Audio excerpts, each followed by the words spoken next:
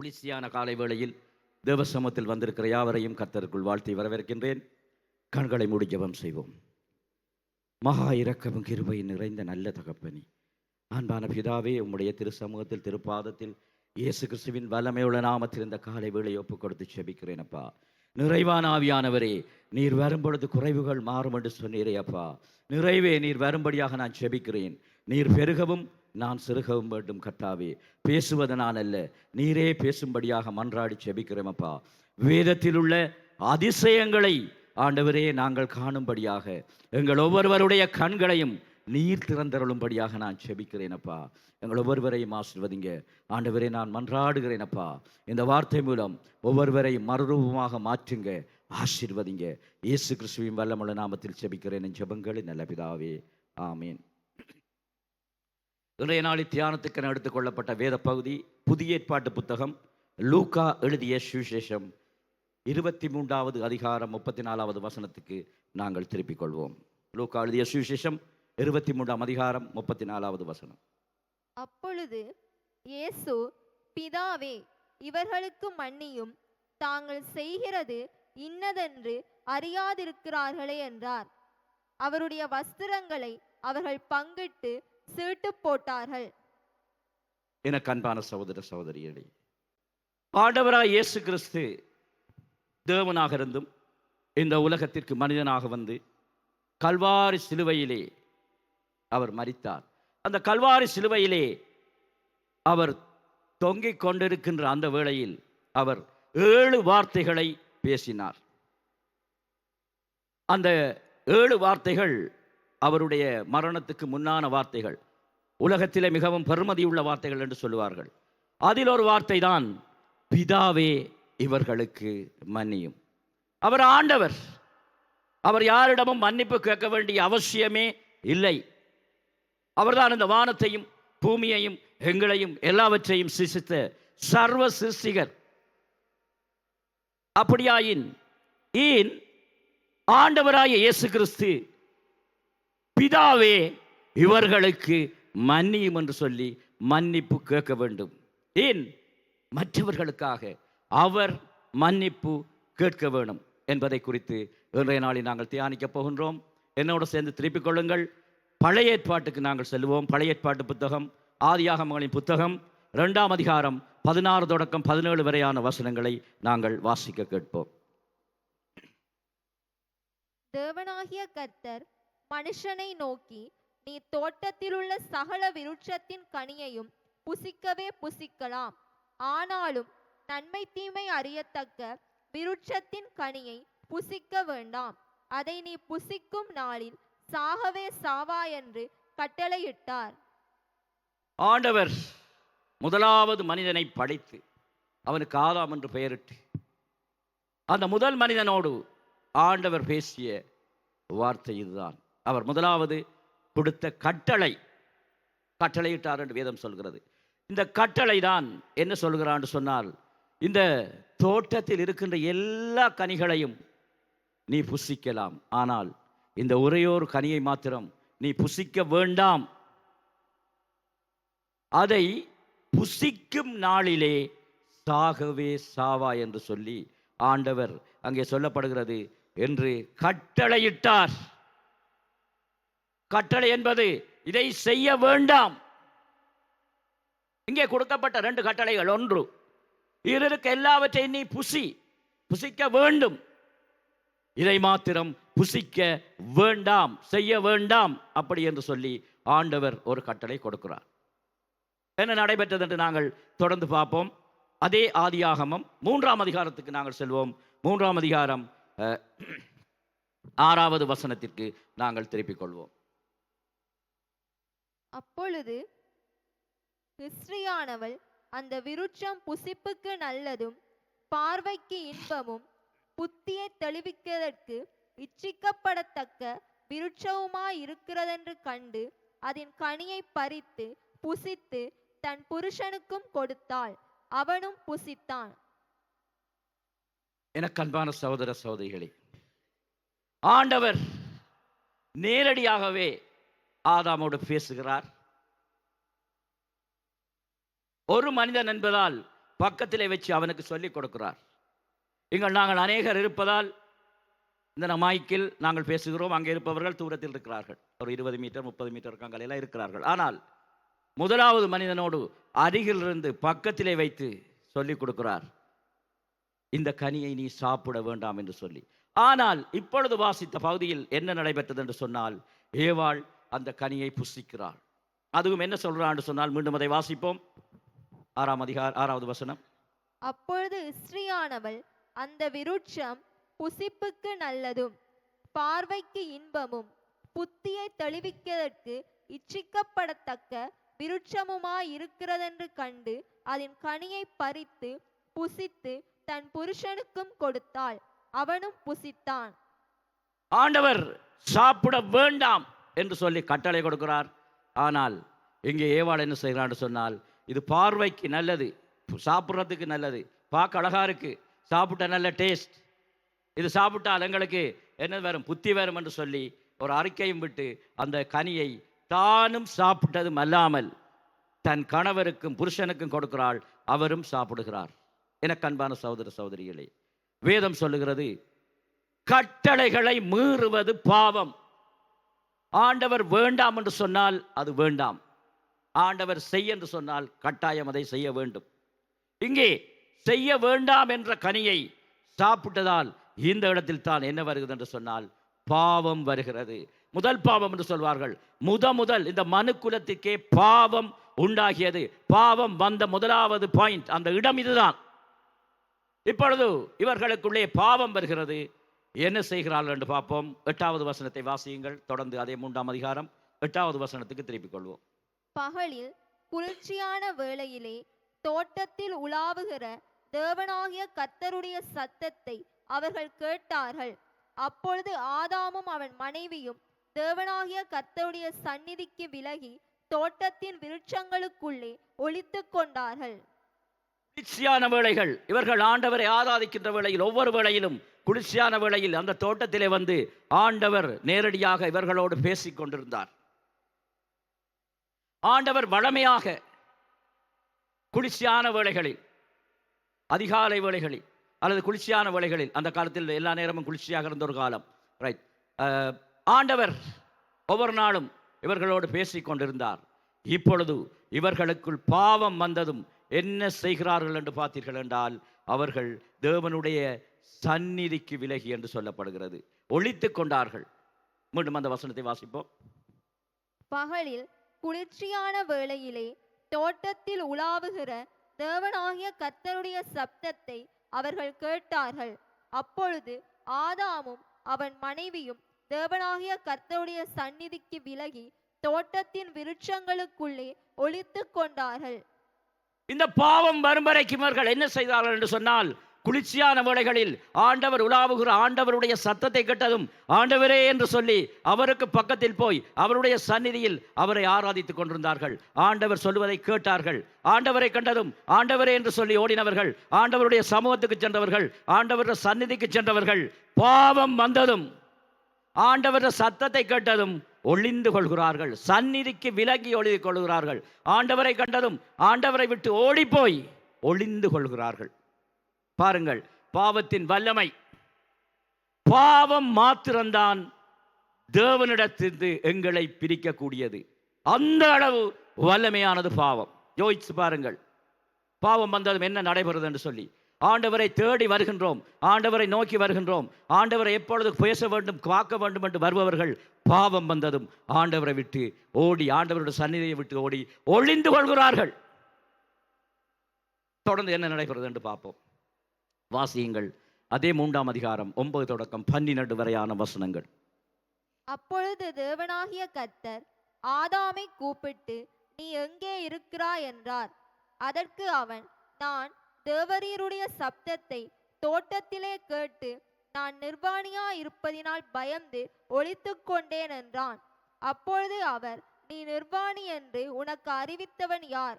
புசிக்க வேண்டாமென்று நான் உனக்கு விலக்கின விருட்சத்தின் கனியை புசித்தாயோ என்றார்.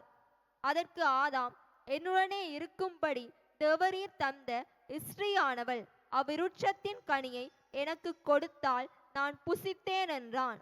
எனக்கு அன்பான சகோதர சகோதரிகளே, ஆண்டவருடைய சந்நிதிக்கு விலகி பாவம் வந்து இவர்கள் ஒழித்தாலும் ஆண்டவர் இவர் ஒழித்துக் கொண்டிருக்கிறார் என்பது ஆண்டவருக்கு ஒழிக்க முதலே தெரியும். இன்னும் 1000 10,000 வருஷங்களுக்கு முதல் எது என்ன நடைபெறும் என்று கூட இன்று அறிந்திருக்கின்ற தேவன். அவர் சர்வ ஞானி. இவர்கள் போய் அந்த மரங்கள், விருட்சங்கள், அந்த பல காடுகள், அந்த காடுகளுக்குள்ளே ஒழிக்கிறார்கள். ஆனால் ஆண்டவர் பாவம் செய்து விட்டார்கள், ஒழித்து விட்டார்கள் என்று அவர் இவர்களை விலக்கி விடவில்லை, சபித்து விடவில்லை, துரத்தி விடவில்லை. ஆனால் ஆண்டவரே தேடி போய் கூப்பிடுகிறார். ஒழித்த இடத்துக்கே ஆண்டவர் போய் சொல்லுகிறார், ஆதாமே நீ எங்கே இருக்கிறாய்? ஏன் நீ ஒளிந்து கொண்டாய்? அதற்கு ஆதாமுடைய பதில் என்ன? பயந்து ஒளிந்து கொண்டேன். இவ்வளவு காலம் ஆண்டவரை கண்டதும் ஆசையோடு வாஞ்சியோடு ஆண்டவரே என்று சொல்லி வந்தவர் இப்பொழுது ஆண்டவரை பார்த்ததும் பயப்படுகிறார்.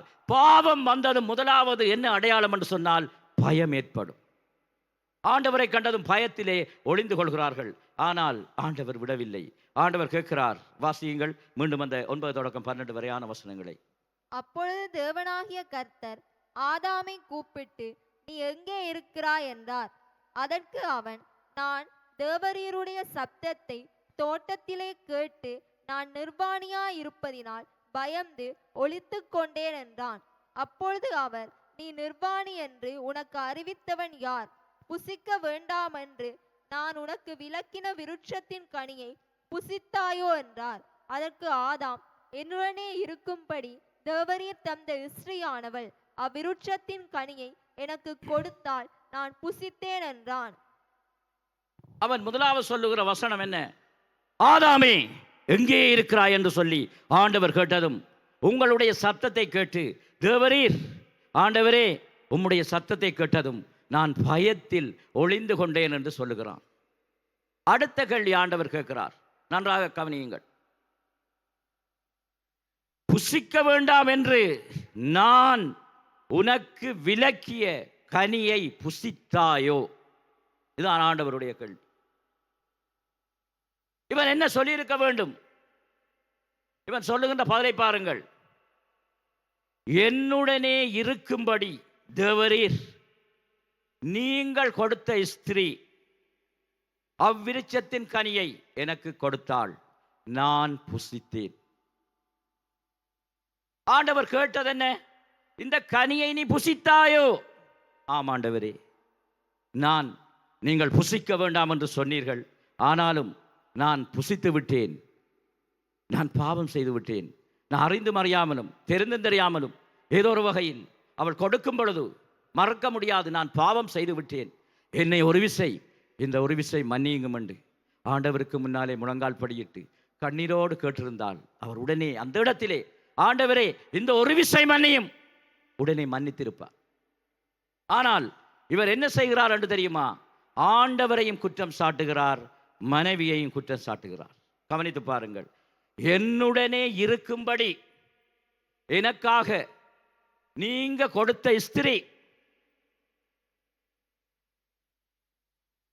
ஸ்திரியானவள் அந்த விருட்சத்தின் கனியை பறித்து எனக்கு கொடுத்தாள், அதனால் தான் நான் புசித்தேன். நீங்க ஒரு நல்ல ஸ்திரீ, எனக்கு நல்ல பொண்ணொண்ட பார்த்து கட்டி தந்திருந்த ஆண்டவரே, நான் கடைசி வரைக்கும் சாப்பிட்டு இருக்க மாட்டேன். நீங்க பொண்ணு பார்த்தது சரியில்லை ஆண்டவரே. ஆண்டவரிடம் குறை சொல்லுகிறார். ஆண்டவரே என்னுடைய மனைவி கொடுத்தாள், நான் புசித்தேன், மன்னியும். அப்படி சொல்லியிருந்தாலும் கூட மன்னித்திருப்பார். அவர் குற்றம் சாட்டுவது ஆண்டவரை. இன்றைக்கு நாங்கள் அநேகரை பார்க்கிறோம், பாவம் செய்துவிட்டு எத்தனை நாள் ஆண்டவரை ஆராதிக்கிறேன், எனக்கு என்ன நன்மை செய்தாரா? ஆண்டவரை குற்றம் சாட்டுவது. பாவம் வந்ததின் இன்னும் ஒரு அடையாளம் ஆண்டவரை குற்றம் சாட்டுவது. யோசித்து பாருங்கள். ஆண்டவர் முன்னுக்கு நிற்கிறவர், சர்வ வல்லவர். அவர்தான் இவரை படைத்தார். ஆதாமை மண்ணினால் உருவாக்கி கொண்டு கொடுத்த ஆண்டவர், அவனுடைய விழா என்பை எடுத்து ஏவாளை படைத்து இது உன்னுடைய மனைவி என்று கொடுத்த அந்த சர்வ வல்லமையுடைய ஆண்டவருக்கு முன்னால் நிற்கிறார். மகா பரிசுத்தருக்கு முன்னால் நின்று கொண்டு அவர் சொல்வதை பாருங்கள். நீங்க கொடுத்த ஸ்திரீ, நீங்க பார்த்த பொண்ணு. அடுத்தது மற்றவரிடம் குற்றத்தை போடுவது. அவள் கொடுத்தால் நான் சாப்பிட்டேன் ஆண்டவரை, நான் பறிச்சு சாப்பிடல. அவள் கொடுத்தால் அதெல்லாம் சாப்பிட்டு. உனக்குத்தான் ஆண்டவர் ஆதாமுக்குத்தான் கற்றுக் கொடுக்கிறார். எப்படி கற்றுக் கொடுக்கிறார்? முகமுகமாக கற்றுக் கொடுக்கிறார். வேறொருவர் மூலமோ புத்தகம் மூலமோ கற்றுக் கொடுக்கவில்லை. முதலாவது மனிதனை முன்னால் வைத்து கற்றுக் கொடுக்கிறார். இந்த கனிகளை புசி, இதெல்லாம் சாப்பிடு, இதெல்லாம் உனக்குத்தான், ஆனால் இதை மாத்திரம் நீ சாப்பிடாதே என்று சொல்லி ஆண்டவர் சொன்னதும் முகமுகமாக கற்றுக் கொடுத்த ஆண்டவருடைய வார்த்தையை இவர் என்ன செய்திருக்க வேண்டும்? ஆண்டவரே, நீங்கள் எனக்கு நேரடியாக சொல்லிக் கொடுத்தீங்க, ஆனாலும் நான் தவறு விட்டேன், பாவம் செய்து விட்டேன், ஆண்டவரே மன்னியும் கேட்டிருக்க வேண்டும். ஆனால் அவள் கொடுத்தாள், அதனால் சாப்பிட்டேன் என்று மற்றவர் மேற் பழியை போடுகிறாள். எனக்கு அன்பான சகோதர சகோதரிகளே, பாவம் வந்ததும் எங்களுக்குள் வருகின்ற இன்னும் ஒரு குணம், நம்ம பாவத்தை மறைத்து மற்றவர் மேல் தூக்கி பாவத்தை போடுகிறது. இந்த இடத்தில் ஆண்டவர் எதிர்பார்த்தது ஒரே ஒரு விஷயம்தான், மனம் திரும்புதல். ஆண்டவரே மன்னியும். இந்த உலகத்தில் பாவத்தை மன்னிப்பதற்கு ஒருவருக்குத்தான் அதிகாரம் இருக்கிறது.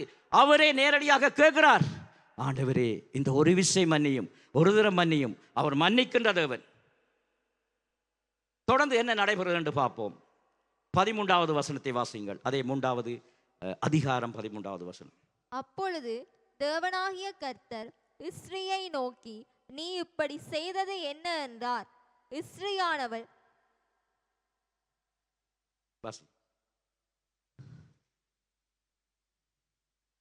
அப்பொழுது தேவனாகிய கர்த்தர் இஸ்ரியை நோக்கி, நீ இப்படி செய்தது என்ன என்றார். இஸ்ரியானவள், சர்ப்பம் என்னை வஞ்சித்தது, நான் புசித்தேன் என்றாள். எனக்கு அன்பான சகோதர சகோதரிகளே, இங்கே பாருங்கள், ஆண்டவர் ஒருவரும் கெட்டு போவது அவருடைய சித்தம் அல்ல. யோசித்து பாருங்கள். ஆதாமிடம் கேட்டார், ஆதாம் மனம் திரும்பவில்லை, மன்னிப்பு கேட்கவில்லை. ஆனால் ஏவாளை விட்டு போகவில்லை. இந்த உலகத்தில் இருக்கிற ஒவ்வொரு ஆத்துமாக்களும், ஒவ்வொரு உயிரும் அவருக்கு பெருமதியானவை. ஏனென்றால் ஒவ்வொருவர் மீதும் சுவாசத்தை கொடுத்தவர், ஒவ்வொருவருக்கும் ஜீவனை கொடுத்தவர் அவர், ஒவ்வொருவரும். அதனால் தான் அடுத்தது ஏவாளிடத்தில் வந்து அதே கேள்வியை கேட்கிறார். ஏவாளை பார்த்து கேட்கிறார், நீ இப்படி செய்தது என்ன? ஏன் நான் புசிக்க வேண்டாம் என்று சொன்ன, நான் விலக்கிய வேண்டாம் என்று சொல்ல கனியை நீ புசித்தாய், ஏன் இப்படி செய்தாய் என்று சொல்லி மிகவும் அன்பாக கேட்கிறார். இங்க பாருங்கள், மிகவும் அன்பாக கேட்கிறார், ஏன் இப்படி செய்தாய்? இவருடைய பதிலை பார்த்தீர்களா? திரும்ப வாசியுங்க அந்த 13வது வசனத்தை. அப்பொழுது தேவனாகிய கர்த்தர் இஸ்ரியை நோக்கி, நீ இப்படி செய்தது என்ன என்றார். இஸ்ரியானவள், சர்ப்பம் என்னை வஞ்சித்தது, நான் புசித்தேன் என்றாள். சர்ப்பம் என்னை வஞ்சித்தது, நான் புசித்தேன். இந்த இடத்தில் என்ன சொல்லியிருக்க வேண்டும்? ஆண்டவரே, நான் தான் ஆண்டவரே பறித்தேன், கணவருக்கும் கொடுத்தேன், நானும் பாவம் செய்தேன், என்னுடைய கணவரையும் பாவம் செய்து வைத்து விட்டேன், இந்த ஒரு விசை மன்னியும். இவங்க பறித்தது, சாப்பிட்டது, புசித்தது எல்லாம் அவருக்கு தெரியும், அனைத்தும் தெரியும்.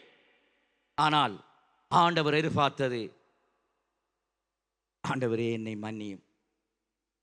இந்த அம்மா கேட்டிருக்கலாம், ஆண்டவரே இந்த ஒரு விஷயம் என்னை மன்னியும்.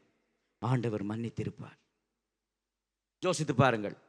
ஆதாம் என்றாலும் பரவாயில்லை, மனைவி அவள் கொடுத்தால் நான் புசித்தேன் என்று சொல்லி மனைவி மீது பழியை தூக்கி போடுகிறான். இந்த அம்மா, அவருக்கு 6 அறிவு, அவ விட அறிவு குறைஞ்ச பாம்புல பழியை தூக்கி போடுகிறார். எனக்கு 6 அறிவு, என்னொரு 4 அறிவு பாம்பு வஞ்சித்தது, சர்ப்பம் என்னை வஞ்சித்தது.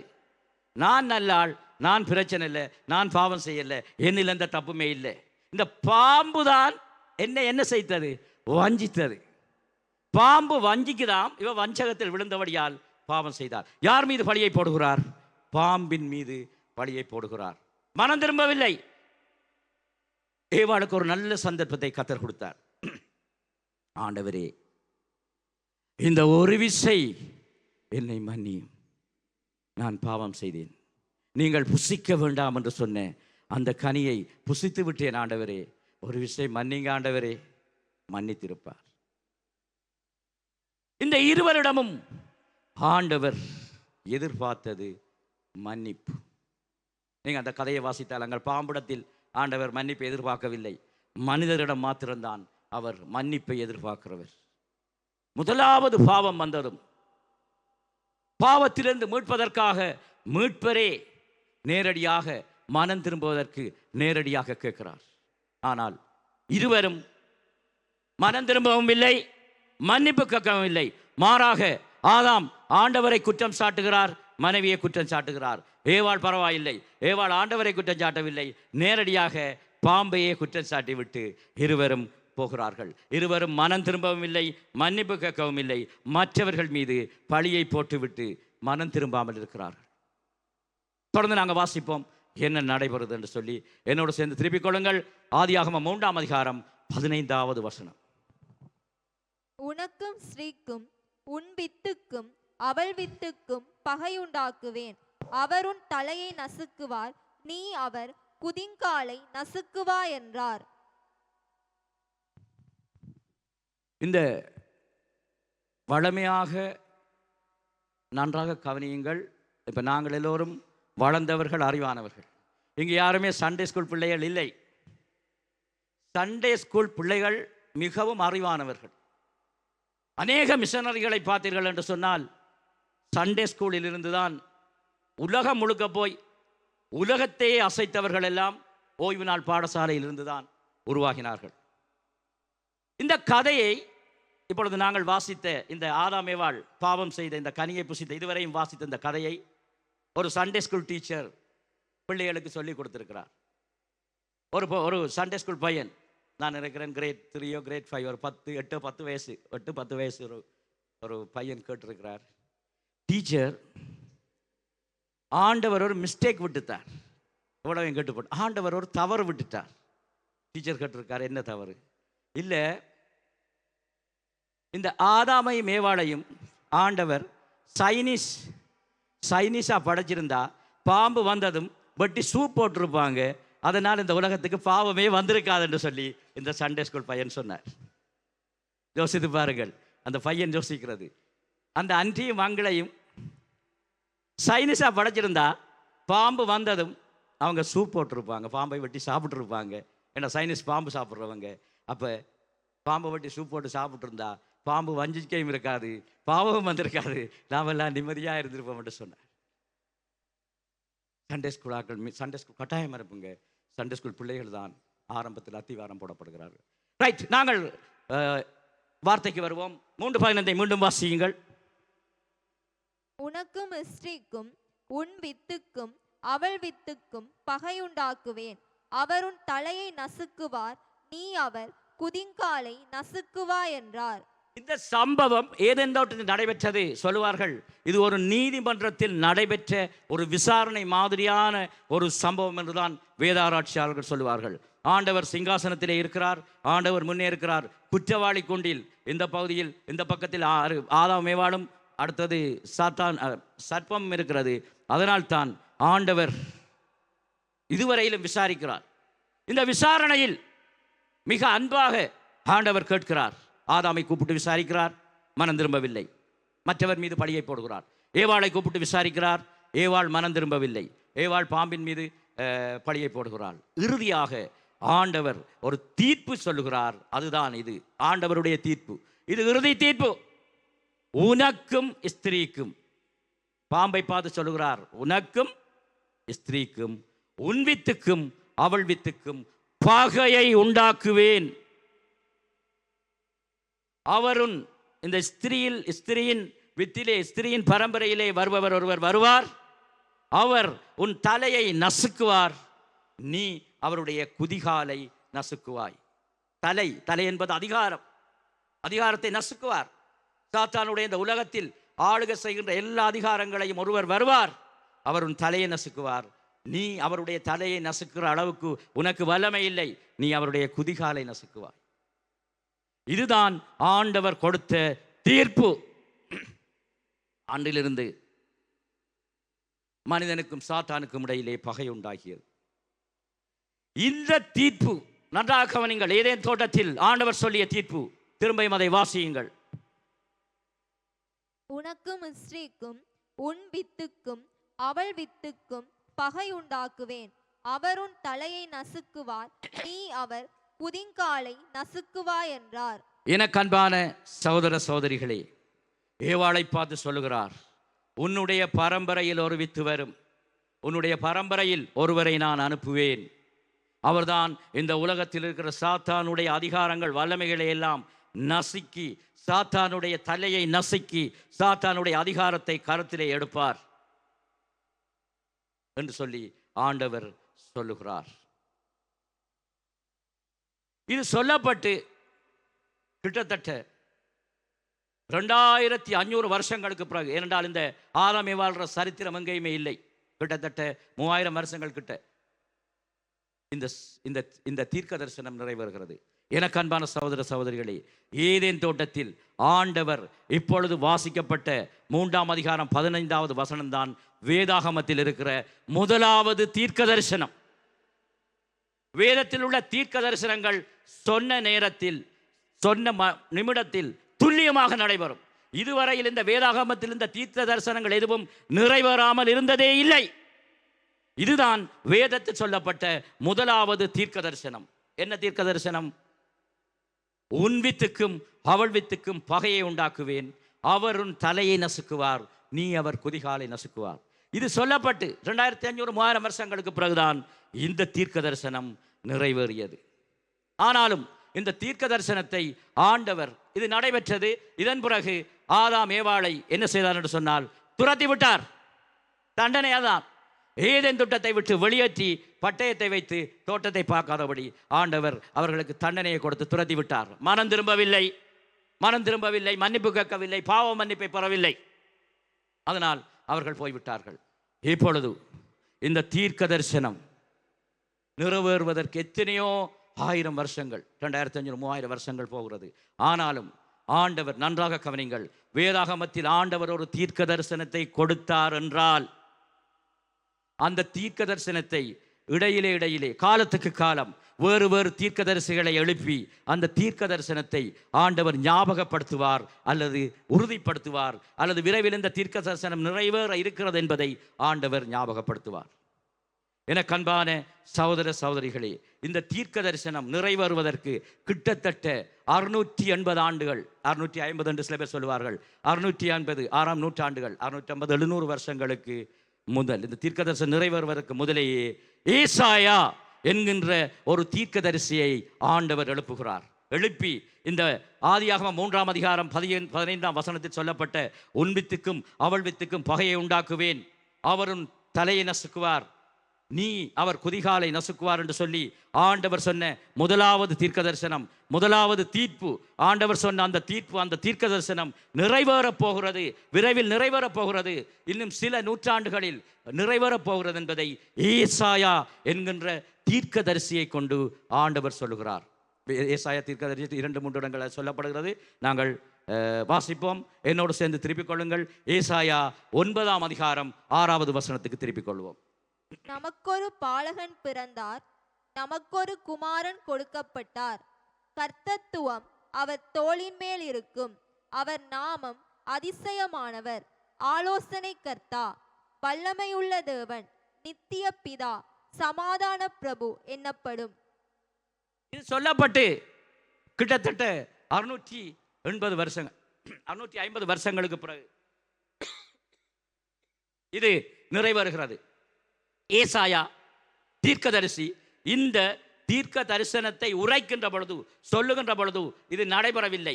அது சொல்லப்பட்டு கிட்டத்தட்ட 680 வருஷங்கள், 650 தொடக்க 680 வருஷங்கள், சிலர் கிட்டத்தட்ட அது 700 வருஷம் என்று கூட சொல்லுவார்கள், 7 நூற்றாண்டுகள் என்று.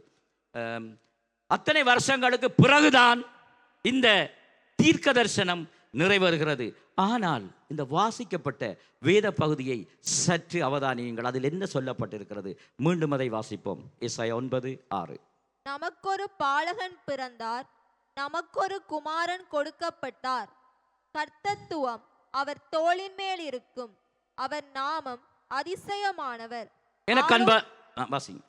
ஆலோசனை கர்த்தா, வல்லமையுள்ள தேவன், நித்திய பிதா, சமாதான பிரபு என்னப்படும். எனக்கு அன்பான சகோதர சகோதரிகளே, எனக்கொரு பாலகன் பிறப்பார் என்றுதான் சொல்ல வேண்டும். ஏனென்றால் அது நடைபெறவில்லை, இன்னும் அந்த பாலகன் பிறக்கவில்லை. ஆனால் இங்கே என்ன சொல்லப்பட்டிருக்கிறது? கருத்தில் இருக்கிற வேதாகமத்தை பாருங்கள். எனக்கு ஒரு பாலகன் பிறந்தார். கவனிச்சீர்களா?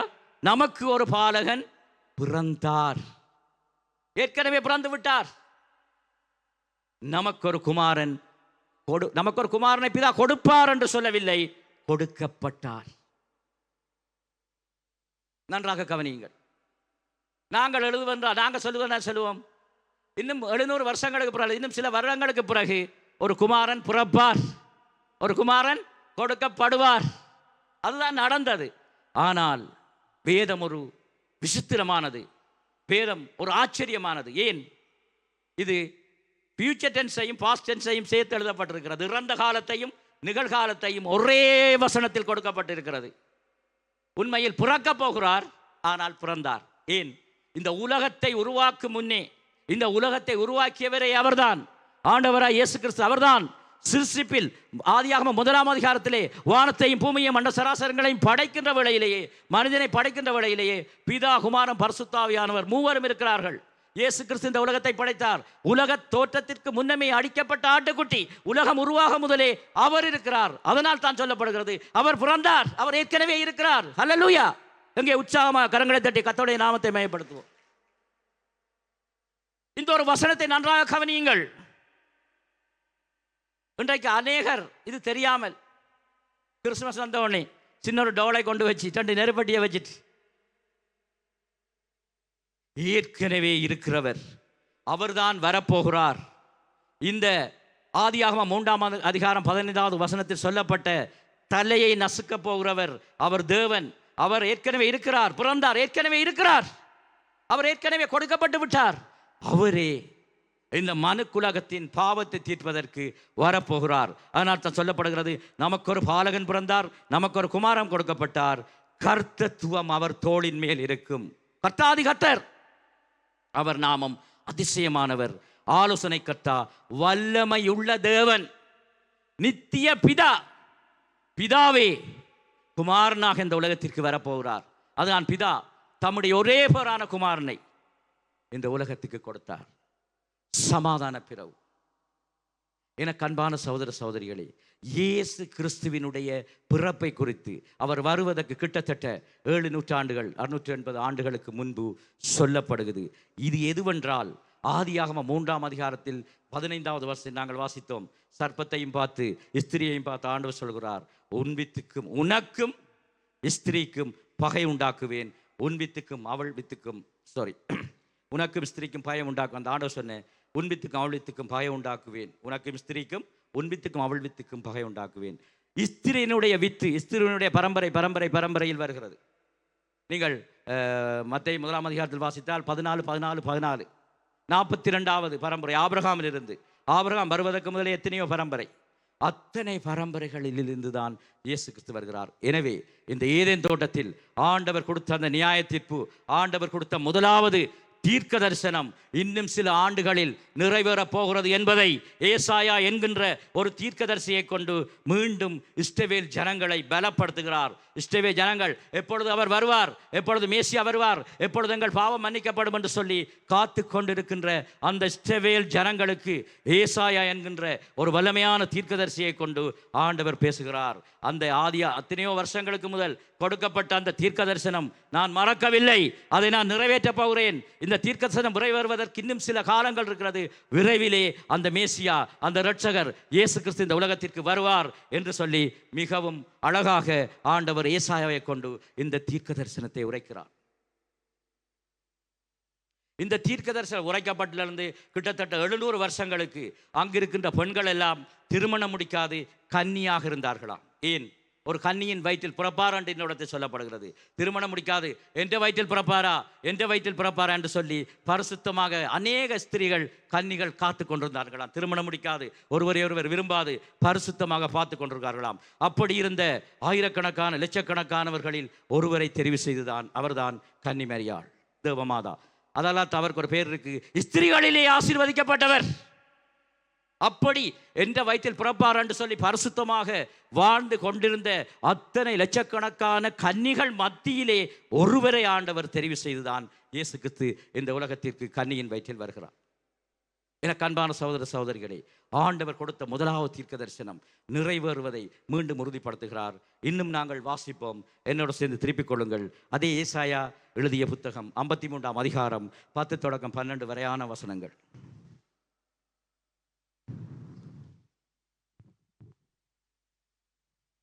கர்த்தரோ அவரை நொறுக்க சித்தமாகி அவரை பாடுகளுக்குட்படுத்தினார். அவருடைய ஆத்துமா தன்னை குற்ற நிவாரண பலியாக ஒப்பு கொடுக்கும் போது அவர் தமது சந்ததியை கண்டு நீடித்த நாளாயிருப்பார். கர்த்தருக்கு சித்தமானது அவர் கையினால் வாய்க்கும்.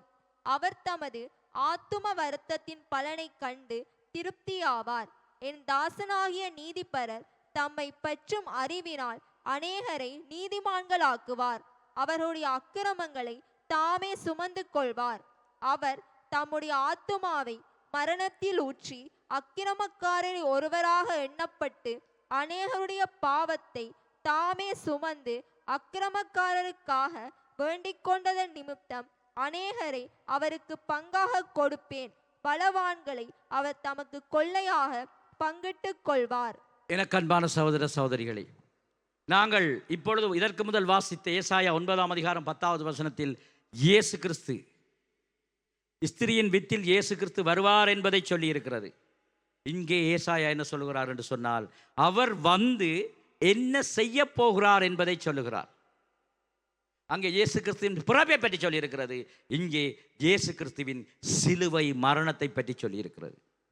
அவர் குற்ற நிவாரண பலியாக சிலுவையிலே அவர் மரிப்பார் என்று சொல்லப்படுகிறது. அவர்களுடைய இந்த மக்களுடைய உலகத்தினுடைய அக்கிரமங்களை தாமே சுமந்து கொள்வார் என்று சொல்லப்படுகிறது. அநேகருடைய பாவத்தை தாமே சுமந்து அக்கிரமக்காரர்களுக்காக வேண்டிக் கொள்வார் என்றும் இந்த வேதம் சொல்லுகிறது. நன்றாக கவனியுங்கள். குற்ற நிவாரண பலியாக இயேசு கிறிஸ்து சிலுவையிலே மரிப்பார் என்று இங்கே சொல்லப்படுகிறது. நாங்கள் இதற்கு முதல் பார்த்தது இயேசு கிறிஸ்துவினுடைய பிறப்பை பற்றி சொன்னது. இங்கே இயேசு கிறிஸ்துவினுடைய சிலுவை மரணத்தை சொல்லி இருக்கிறது. எனக்கு அன்பான சகோதர சகோதரிகளே, அங்கே நாங்கள் ஆதியாகமம் 3ஆம் அதிகாரம் 15ஆம் வசனத்தில் பார்த்தோம், உனக்கும் ஸ்திரிக்கும் உன் வித்துக்கும் அவள் வித்துக்கும் பகையை உண்டாக்குவேன். உன்னுடைய சர்ப்பத்தை பார்த்து சொல்றார், உன்னுடைய அதிகாரத்தை, உன்னுடைய தலையை எல்லாவற்றையும் அவர் நசுக்குவார். எங்கே நசுக்கினார்? சிலுவையிலே அவர் சத்துருவினுடைய சாத்தானுடைய அதிகாரங்களை நசுக்கி வெற்றி சிறந்தார். ஹல்லேலூயா! எங்கே உற்சாகமா கரங்களை தட்டுவோம்.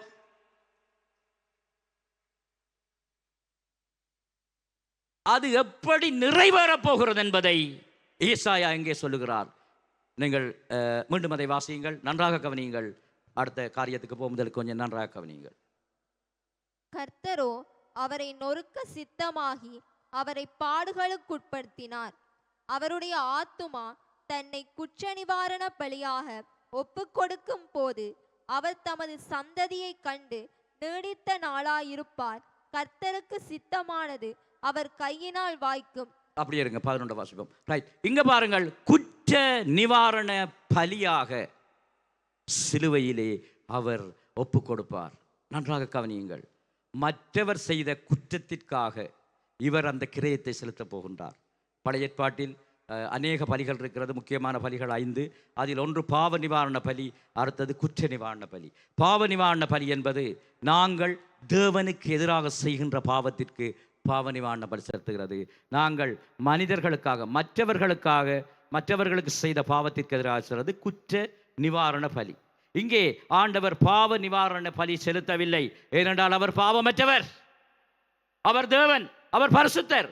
ஆனால் மற்ற எல்லாருடைய, இந்த உலகத்தில் இருக்கிற எல்லாருடைய பாவங்களுக்காகவும், விசேஷமாக ஆதாம் ஏவாள் செய்த பாவத்திற்காக இருந்து அனைவருடைய பாவத்துக்காகவும் இனி பிறக்கப்போருடைய பாவத்திற்காகவும் ஒருவரே குற்ற நிவாரண பலியை செலுத்தப் போகின்றார் என்று சொல்லுகிறது. அடுத்த வசனத்தை வாசியுங்கள், 11ஐயும் 12ஐயும். அவர் தமது ஆத்தும வருத்தத்தின் பலனை கண்டு திருப்தியாவார். என் தாசனாகிய நீதிபரர் தம்மை பற்றும் அறிவினால் அநேகரை நீதிமான்களாக்குவார். அவர்களுடைய அக்கிரமங்களை தாமே சுமந்து கொள்வார். அவர் தம்முடைய ஆத்துமாவை மரணத்தில் ஊற்றி அக்கிரமக்காரரில் ஒருவராக எண்ணப்பட்டு அநேகருடைய பாவத்தை தாமே சுமந்து அக்கிரமக்காரருக்காக வேண்டிக் கொண்டதன் நிமித்தம் அநேகரை அவருக்கு பங்காக கொடுப்பேன். பலவான்களை அவர் தமக்கு கொள்ளையாக பங்கிட்டுக் கொள்வார். அநேகருடைய பாவத்தை சுமந்தார். எனக்கு அன்பான சகோதர சகோதரிகளே, இந்த ஆதியாகமம் 3ஆம் அதிகாரம் 15ஆம் வசனத்தில் நாங்கள் பார்த்தோம். ஏதேன் தோட்டத்தில் ஆண்டவர் கூப்பிட்டு ஆதாம் ஏவாளையும் கூப்பிடுகிற வேளையில் ஆண்டவரே என்னை மன்னியும் என்று ஆதாமும் மேவாளும் மன்னிப்பு கேட்டிருந்தால், மனம் திரும்பி இருந்தால் இந்த பாவம் வந்திருக்காது. அதன் பிறகு இந்த உலகத்தில் பிறந்த எல்லாருக்குள்ளும் பரம்பரையாக பாவம் வந்து கொண்டே இருந்தது. அதான் வேதம் சொல்லுகிறது, எல்லோரும் பாவம் செய்து தேவ மகிமையற்றார்கள். நான் பிறக்கின்ற பொழுது என்னுடைய தாயினுடைய பாவம், தாயினுடைய பாவம், பரம்பரை பாவம், என்னுடைய தந்தையினுடைய பாவம், தந்தையினுடைய தந்தை, இப்படி இந்த உலகத்தில் பிறக்கின்ற எல்லோருக்கும் முதலாவது செய்த ஆதாம் ஏவாளுடைய பாவத்தோடு தான் இந்த உலகத்தில் பிறக்கிற அனைவரும் பாவத்தோடு பிறக்கிறார்கள். அதனால் தான் அநேகருடைய பாவத்தை அவர் சுமந்து குற்ற நிவாரண பலியாக சிலுவையிலே அவர் மரிக்கப் போகிறார் என்பதை இங்கே ஏசாயா தீர்க்கதரிசி உரைக்கிறார். இதை இன்னும் சற்று விளங்கிக் கொள்ள வேண்டும் என்றால் திருப்புங்கள் மிக விரைவாக லேவியராகமம் 5ஆம் அதிகாரம் 6வது வசனத்திற்கு மிக விரைவாக திருப்பிக் கொள்வோம்.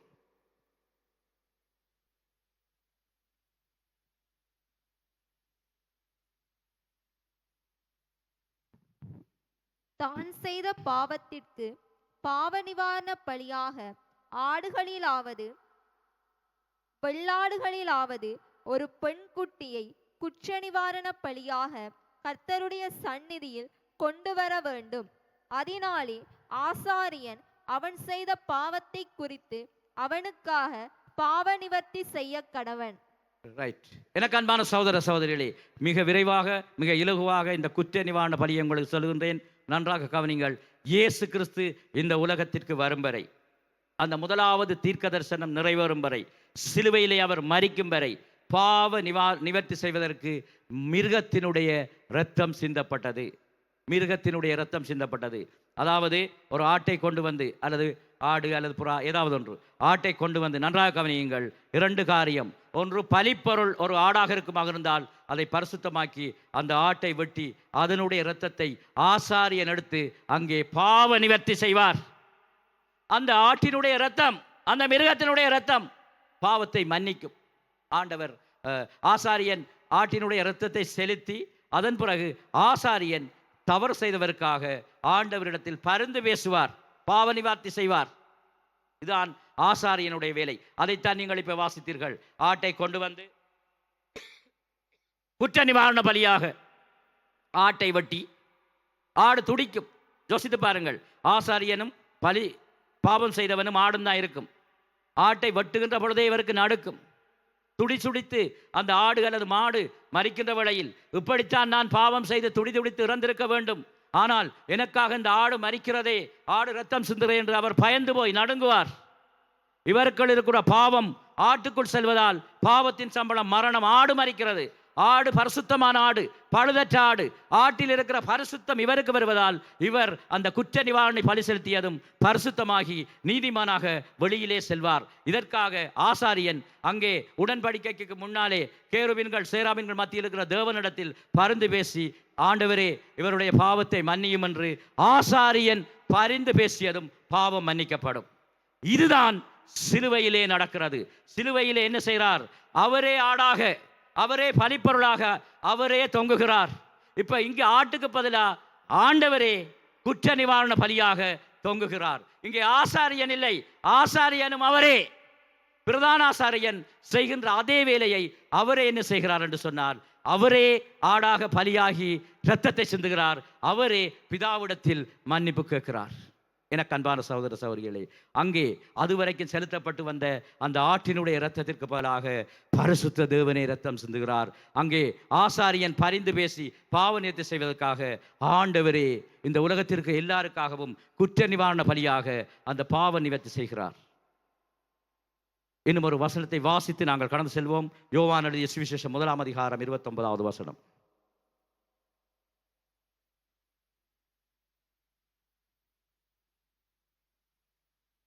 மறுநாளிலே யோவான் இயேசுவை தன்னிடத்தில் வரக்கண்டு, இதோ உலகத்தின் பாவத்தை சுமந்து தீர்க்கிற தேவ ஆட்டுக்குட்டி. யோவான்ஸ்நானகன் இயேசு கிறிஸ்துவை பார்த்ததும் சொல்லுகிறார், இதோ உலகத்தின் பாவத்தை சுமர்ந்து தீர்க்கிற தேவ ஆட்டுக்குட்டி வருகுதென்று யோவான்ஸ்நானன் சொல்லுகிறார். எனக்கு அன்பான சகோதர சகோதரிகளே, யூதர்கள் எல்லாரும் நியாயப்பிரமாணங்களை நன்றாக கற்றிருப்பவர்கள். இந்த ஆதியாகமம் 3ஆம் அதிகாரத்தில் சொல்லப்பட்ட இந்த தீர்க்க தரிசனம் நிறைவேறும் என்பதும் அவர்களுக்கு தெரியும். உலகத்தினுடைய பாவத்தை ஒருவர் சுமந்து சாத்தானின் தலையை சிலுவையிலே நசுக்குவார் என்பதும் தெரியும். அவர்தான் மேசியா என்னும் தெரியும். ஏசாயா தீர்க்க தரிசனம் அவர் கரங்களில் இருக்கிறது, அவர்களுக்கு தெரியும். குற்ற நிவாரண பலியாக ஒருவர் வருவார், அவர்தான் இயேசு கிறிஸ்து. எப்பொழுது இந்த மேசியா வரப்போகிறார் இரட்சகர் வரப்போகிறார் என்று காத்து கொண்டிருந்த அந்த ஜனங்களை பார்த்து யோவான் ஸ்நானகன் அவர் சொல்லுகிறார், இதோ இவர்தான் இந்த உலகத்தின் பாவத்தை சுமந்து தீர்க்கிற ஆட்டுக்குட்டி, இவர்தான் இயேசு கிறிஸ்து, இவர்தான் குற்ற நிவாரண பலியாக போகிறார் என்று சொல்கிறார். இப்பொழுது நாங்கள் வாசிப்போம். அந்த லூக்கா முதல் வாசித்த 23ஆம் அதிகாரம் 34வது வசனத்தை வாசித்து மீதியான காரியங்களுக்கூடாக கடந்து செல்வோம். அப்பொழுது இயேசு, பிதாவே இவர்களுக்கு மன்னியும், தாங்கள் செய்கிறது இன்னதென்று அறியாதிருக்கிறார்களே என்றார். போதும், ரைட். பிதாவே இவர்களுக்கு மன்னியும் என்று சிலுவையிலே இப்பொழுது ஆண்டவர் சொல்லுகிறார். சொன்ன பிறகு குற்ற நிவாரண பலியாக அவர் என்ன செய்கிறார் என்று சொன்னார், அப்படியே ரத்தம் சிந்தி மரிக்கிறார். அதன் பிறகு ஆண்டவர் 3ஆம் நாள் உயிர்த்தெழுகிறார். நன்றாக கவனியுங்கள். ஏதேன் தோட்டத்தில் அந்த 3ஆம் அதிகாரம் 15ஆம் வசனத்தில் சொல்லப்பட்ட தீர்க்க தரிசனம் நிறைவேறியதுதான் சிலுவையில். இந்த சிலுவையில் நிறைவேறிய நாள் தான் பெரிய வெள்ளிக்கிழமை, குட் ஃப்ரைடே என்று சொல்வார்கள். அநேகர் அதை துக்கவள்ளி என்று சொல்கிறார்கள். ஆங்கிலம் தான் சரி, குட் ஃப்ரைடே. இந்த உலகத்தின் பாவங்களை சுமந்து தீர்த்து சாத்தானுடைய தலையை நசுக்கிய நாள், அது வெற்றி சிறந்த நாள். இந்த சத்தியம் தெரியாத அநேகர் அன்றைக்கு துக்க நாள், துக்கவள்ளி அல்ல. முதலாவது தீர்க்க தரிசனம் நிறைவேறிய நாள். உன் வித்துக்கும் அவள் வித்துக்கும் பகையை உண்டாக்குவேன், உன் தலையை, இந்த உலகத்தில் இருக்கிற வல்லமையான சாத்தானுடைய தலையை நசுக்கிய நாள். எனக்கு அன்பான சகோதர சகோதரிகளே, ஏதேன் தோட்டத்தில் ஆதாமை பார்த்து, ஆதாமே எங்கே இருக்கிறாய், பாவம் செய்யாதா, எவாளே பாவம் செய்தாயா என்று ஆண்டவர் கேட்டதும், ஆண்டவரே இந்த ஒரு விஷயம் மன்னியும் என்று ஆதாமும் ஏவாளும் கேட்டிருந்தால் அன்றே மன்னித்திருப்பார். ஆனால் இந்த மனிதன் ஆதாமும் ஏவாளும் செய்த பாவத்திற்காக பரம்பரையாக பிறந்த எல்லோரும் பாவம் செய்து பாவத்தின் சம்பளம் மரணம், எல்லோரும் நரகத்துக்கு போய் கொண்டிருந்தார்கள். அதனால் இந்த உலகத்தில் இருக்கின்ற எல்லோருடைய பாவத்தையும் சுமந்து தீர்ப்பதற்காகத்தான் இயேசு கிறிஸ்து ஏதேன் தோட்டத்தில் ஆண்டவரே மன்னியும் என்று சொல்லி ஆதாம் கேட்காததை, ஏவாள் ஆண்டவரே என்னை மன்னியும் என்று கேட்காத அந்த மன்னிப்பை 2500 வருஷங்களுக்கு பிறகு சிலுவையிலே அவரே தன்னுடைய சரீரத்தை அடிக்க கொடுத்து இரத்தம் சிந்தி அவர் பலியாவதற்கு முன்னால் அதே மன்னிப்பை, ஆண்டவரே பிதாவே இவர்களை மன்னியும், பிதாவே இவர்களை மன்னியும் என்று 2000 வருஷங்களுக்கு முன்னால் ஆதாம் ஏவாள் கேட்க வேண்டிய மன்னிப்பை ஆண்டவர் கேட்டு அவர் வெற்றி சிறந்து அந்த முதலாவது தீர்க்க தரிசனத்தில் மன்னிப்பு கேட்டதும், ஆண்டவர் உலகத்தின் பாவத்தை மன்னித்ததும் சாத்தானுடைய தலை நசுக்கப்படுகிறது. அந்த ஆதியாகமம் 3ஆம் அதிகாரம் 15 சொல்லப்பட்ட தீர்க்க தரிசனம் நிறைவேறிய நாள் தான் அந்த சிலுவை.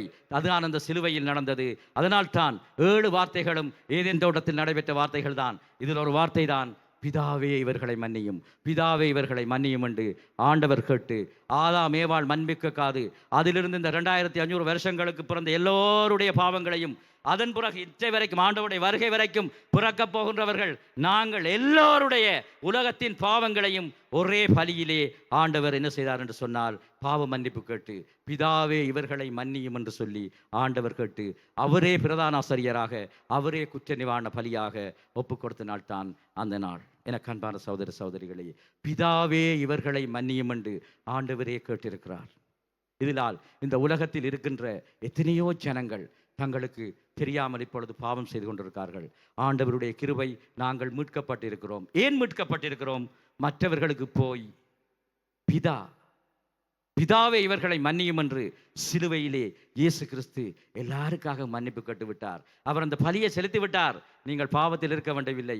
ஆண்டவரை விசுவாசித்து, இருதயத்திலே விசுவாசித்து, இயேசுவே என் பாவங்களை மன்னியும் என்ற ஒரு வார்த்தை சொன்னால் போதும், நீங்கள் ரட்சிக்கப்படுவீர்கள். அவர் ஏற்கனவே கிரயம் செலுத்தி விட்டார். நீங்கள் கிரயம் செலுத்த வேண்டிய அவசியம் இல்லை. அவர் தேவனாக இருந்தும் இந்த உலகத்திற்கு மனிதனாக வந்து கல்வாரி சிலுவையிலே மரித்து அடக்கம் பண்ணப்பட்டு 3ஆம் நாள் உயிர்த்தெழுந்து இன்றும் ஜீவனோடு இருக்கிறார். ஒரே ஒரு வார்த்தை, அந்த ஆதாம் ஏவாள் சொல்ல தவறிய ஒரே ஒரு வார்த்தை, ஆண்டவரே மன்னியும் என்று நீங்கள் ஒரு வார்த்தை சொன்னால் போதும், எப்பொழுதே உங்களுடைய பாவத்தை அவர் மன்னிப்பார். அதற்காகத்தான் அவர் குற்ற நிவாரண பலியாக தன்னையே அவர் பலியாக்கினார் என்ற அந்த ஒரு வார்த்தையை நீங்கள் மற்றவர்கள் சொல்லுகிற பொழுது அவர்களும் ரட்சிக்கப்படுவார்கள்.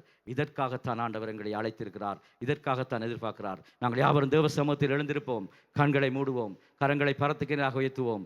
ஆண்டவரே, இன்றைய நாளில் நான் ஒரு தீர்மானம் எடுக்கிறேனப்பா. ஆண்டவரே சுவாமி, எங்களுக்காக நீர் குற்ற நிவாரண பலியாக ஆண்டவரே சுவாமி சிலுவையிலே மரித்தீரே.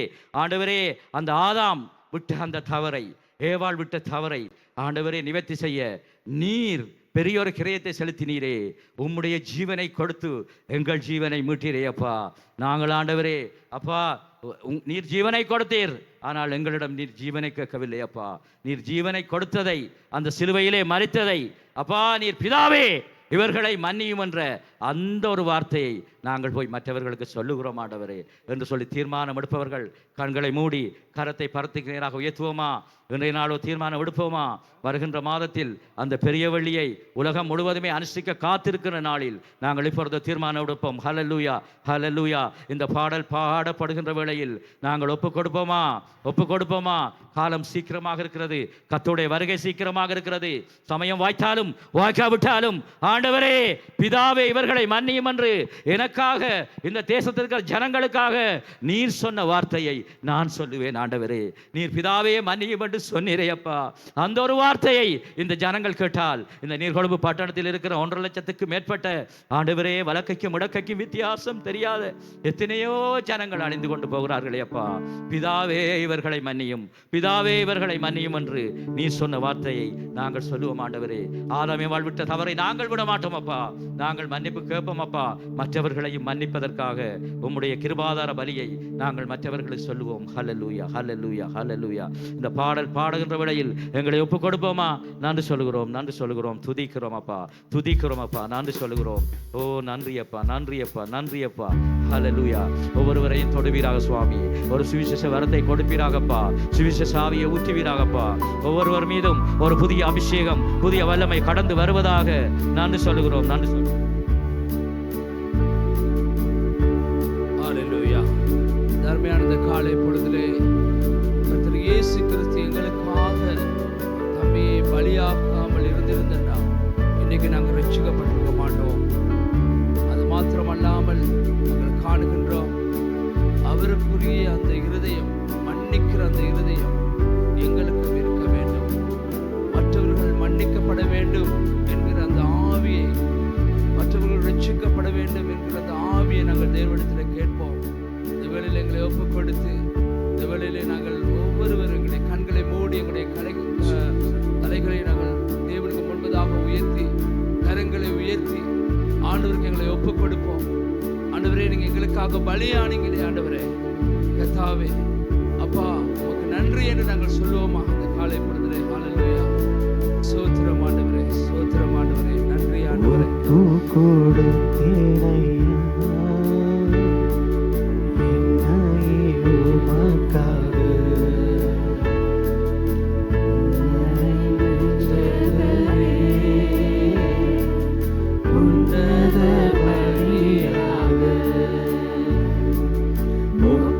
கொடுத்தீரையா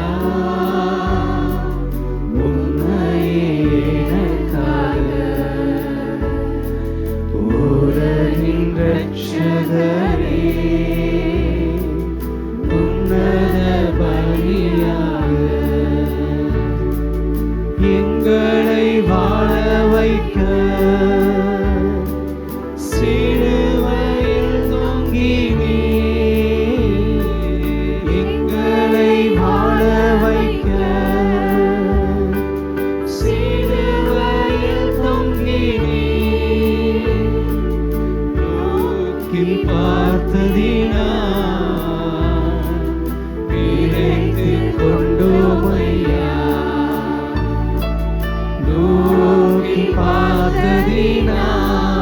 ஆண்டவரே,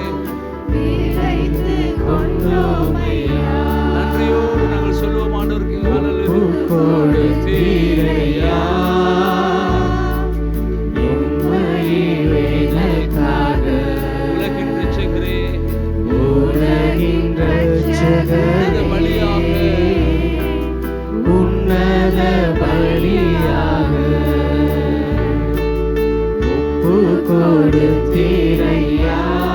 ஆமென், ஆமென், ஆமென். ஹalleluya. உம்மையே எனக்காக ஸ்தோத்திரம் ஆண்டவரே. உலகின் இரட்சகரே, உன்னத பலியாக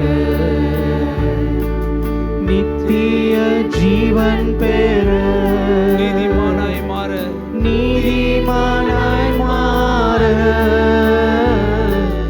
நித்திய ஜீவன் பெற நீதிமானாய் மாற ஜீவன் தரும் கையா சிலுவையில் தொங்கினே ஜீவன் தரும் கையா சிலுவையில் தொங்கினே ஒப்பு கொடுத்தீரையா. ஒப்பு கொடுத்தீரையா. ஆண்டவரே, எங்களுக்காக நீங்க ஆண்டவரே சிலுவையிலே மரித்து எங்களுக்காக ஆண்டவரே எங்களை மீட்டுக் கொள்ள வேண்டும் என்று ஆண்டவரே எங்களுக்காக சோதரிக்கிறோம், துதிக்கிறோம், மகிமைப்படுத்துகிறோம். உங்க நன்றி ஆண்டவரே, சோத்திரம். எல்லாரும் நாங்க நன்றி சொல்வோம். ஹalleluya. சோத்திரம் ஆண்டவரே, சோத்திரம் ஆண்டவரே, சோத்திரம் ஆண்டவரே, சோத்திரம் ஆண்டவரே. உம்மை துதிக்கிறோம் ஆண்டவரே, உம்மை மகிமைப்படுத்துகிறோம் ஆண்டவரே. உங்க நன்றி அப்பா, எங்களுக்காக உம்முடைய ஜீவனை கொடுத்தீங்களேப்பா ஆண்டவரே, எங்களுக்காக ஆண்டவரே. சோத்திரம் ஆண்டவரே. ஓ